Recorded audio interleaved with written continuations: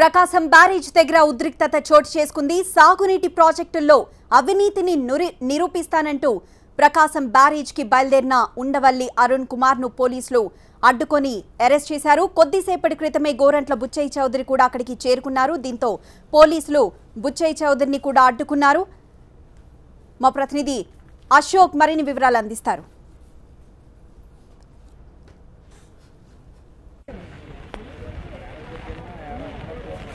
రాష్ట్రంలో సాగునీటి ప్రాజెక్టుల్లో జరిగిన అవినీతిపైన మాజీ ఎంపీ ఉండవల్లి అరుణ్ కుమార్తో చర్చకు గోరంట్ల బుచ్చయ్య చౌదరి బయలుదేరి వస్తున్న క్రమంలో గన్నవరం దగ్గర పోలీసులు గోరంట్ల బుచ్చయ్య చౌదరిని అడ్డుకున్నారు. ఒకవైపు జోరున వర్షం, రైతులతో కలిసి గోరంట్ల బుచ్చయ్య చౌదరి ప్రస్తుతం స్టేట్ హైవే పైన ఇక్కడికి తరలి వస్తున్న దృశ్యాలన్నీ కూడా చూడొచ్చు. గన్నవరం హైవే మీద ప్రస్తుతం ఆయన రైతులతో కలిసి వస్తున్న దృశ్యాలన్నీ కూడా ఇక్కడ చూడొచ్చు. భారీ ఎత్తున పోలీసులు ఇక్కడ వరకు వచ్చి ఆయన అడ్డుకున్న దృశ్యాలన్నీ కూడా చూడొచ్చు.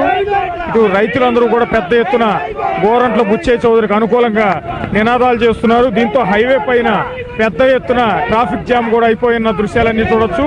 అటువైపు ప్రకాశం బ్యారేజ్ దగ్గరికి వచ్చిన ఉండవల్లి అరుణ్ కుమార్ ను కూడా పోలీసులు అక్కడే అడ్డుకుని ఆయన అరెస్ట్ చేయడం జరిగింది.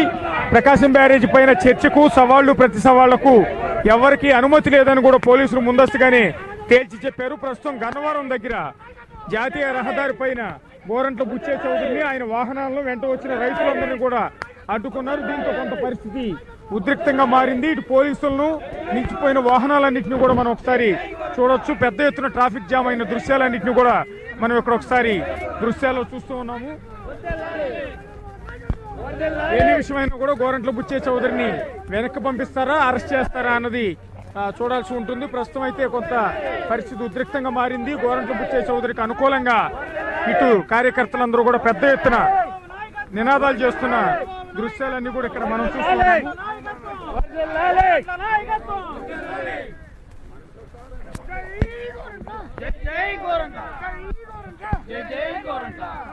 గోరంట్ల బుచ్చయ్య చౌదరి కూడా ఉన్నారు. ఏం చెప్తారు మొత్తంగా?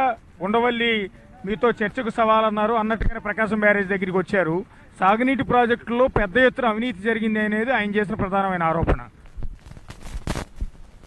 జలయజ్ఞం పేరు చెప్పి ధనయజ్ఞం చేసి దోచుకుపోయిన నాయకులు, ఆ నాయకుడు అనుంగు శిష్యులు వీళ్ళు అరుణ్ కుమార్ వీళ్ళంతా ఏదైతే పోలవరం ప్రాజెక్టు మొదలుపెట్టి ఆ రోజున ఉన్న డబ్బంతా కూడా దోచుకొని కాలువల్లో మట్టి పనులు చేసి కాంక్రీట్ పనులు కానీ కష్టమైన పనులన్నీ వదిలేశారు.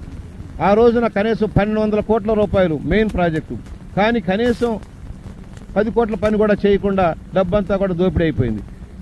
58,000 కోట్ల రూపాయలు బిల్లు పే చేసినా కూడా రాష్ట్రంలో ఎక్కడ కూడా జలయజ్ఞంలో ఒక చొక్క నీరు ఇవ్వాల. ఇవాళ తెలుగుదేశం ప్రభుత్వం రాష్ట్ర విభజనతో అధికారంలోకి వచ్చిన తర్వాత కరువు కాటకాల్లో ఉన్న రాష్ట్రాన్ని ఆదుకోవడం కోసం, మెట్ట ప్రాంతాలకు నీరు ఇవ్వడం కోసం, ఎండిపోతున్న కృష్ణా డెల్టాలో సాగునీరు తాగునీరు ఇవ్వడం కోసం పట్టిసీమ ప్రాజెక్టు చేశారు. పట్టిసీమ ప్రాజెక్టు సంవత్సరంలో పూర్తి చేసి 2 సంవత్సరాల కిందట కనీసం కృష్ణా, గుంటూరు, ప్రకాశం, వెస్ట్ గోదావరిలో తాగడానికి నీరు లేని పరిస్థితిలో ఉంటే ఆ రోజున దాదాపు 6 టీఎంసీల నీరు ఇచ్చి తాగునీరు ఇచ్చారు. గత సంవత్సరం 56 టీఎంసీలని డైవర్ట్ చేసి 2,500 కోట్ల రూపాయల పంటను కాపాడితే కనీసం వీళ్ళకి ఆనటం లేదు. పట్టిసీమ దండగా అంటారు.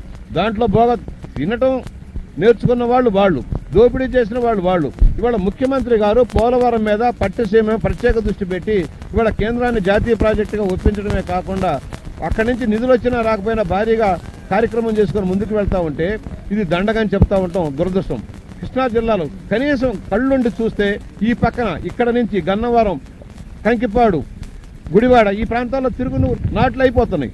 ఏనాడు అక్టోబర్లో కూడా నాట్లు పడని ఈ ప్రాంతంలో ఇవాళ జూలై మొదటి వారంలోనే నాట్లు పడుతున్నాయంటే అది చంద్రబాబు గారు పట్టిసీమ వల్ల కాదని నేను అడుగుతా ఉన్నా.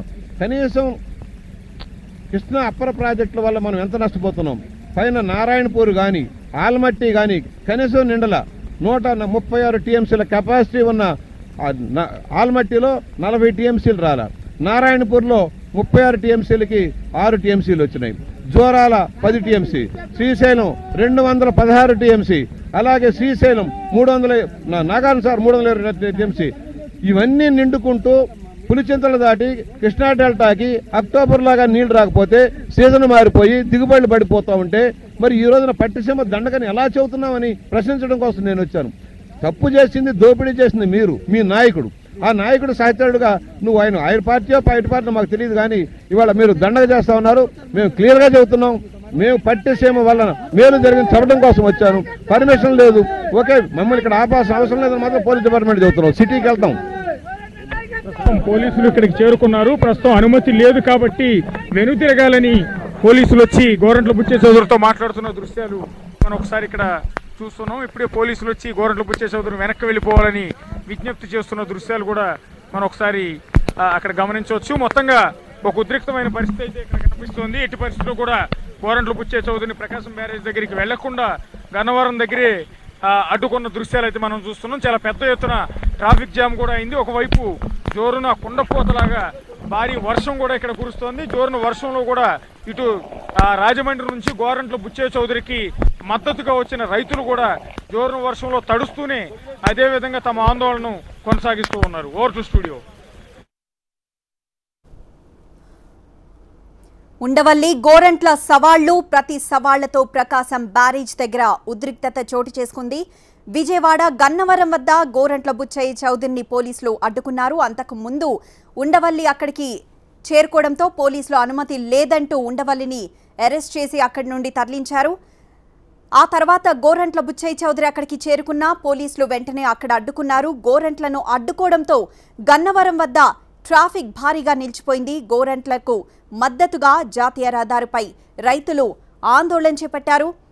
గోరంట్లను ప్రకాశం బ్యారేజ్ వద్దకు అనుమతించాలని డిమాండ్ చేశారు రైతులు. జలయజ్ఞం పేరుతో రాజశేఖర్ రెడ్డి హయాంలో కోట్లాది రూపాయల కుంభకోణం జరిగింది.